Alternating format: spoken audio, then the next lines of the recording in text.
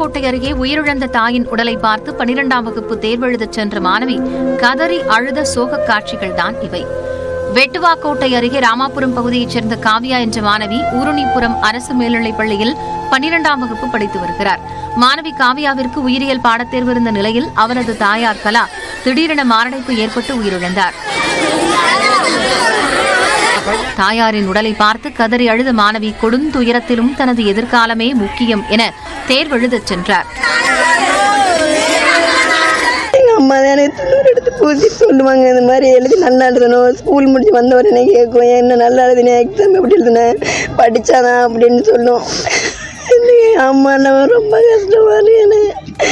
இந்நிலையில் காவியாவின் தந்தை மனவளர்ச்சி குன்றியவர் என்பதால் தற்போது அவரது தாயும் உயிரிழந்துள்ளதால் குடும்பத்தின் வாழ்வாதாரத்தை கருத்தில் கொண்டு அரசு உதவி செய்ய வேண்டுமென அவரது உறவினர்கள் கோரிக்கை விடுத்துள்ளனர்.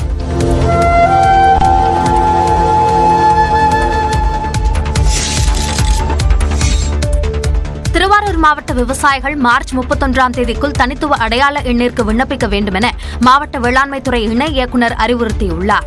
திருவாரூர் மாவட்டம் முழுவதும் ஏறத்தாழ 85,000 விவசாயிகள் உள்ள நிலையில் அவர்களுக்கான மானியங்கள், விவசாய கடன், மத்திய அரசின் கௌரவ நிதி, பயிர்க்கடன் உள்ளிட்டவற்றை பெற தனித்துவமான அடையாள எண்ணை பெறுவது அவசியமாகிறது. இந்த அடையாள எண் பெற்றுள்ள விவசாயிகளுக்கு மட்டுமே மத்திய அரசின் சார்பில் ஆண்டுதோறும் வழங்கப்படும் 6,000 ரூபாய் கௌரவ நிதி உதவித்தொகை கிடைக்கும் என்று திருவாரூர் மாவட்ட வேளாண்மை இணை இயக்குநர் பாலசரஸ்வதி தெரிவித்துள்ளார். இந்த அடையாள எண் மார்ச் 31ஆம் தேதி கடைசி தேதியாகும்.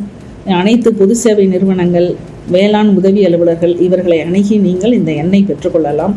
இதற்கு நீங்கள் உங்களுடைய ஆதார் அட்டையுடன் இணைந்த செல் எண், உங்களது கணினி சீட்டை எடுத்துக்கொண்டு பொது சேவை மையம் சென்றால் உங்களுக்கு உடனே பதிவு செய்து கொடுப்பார்கள்.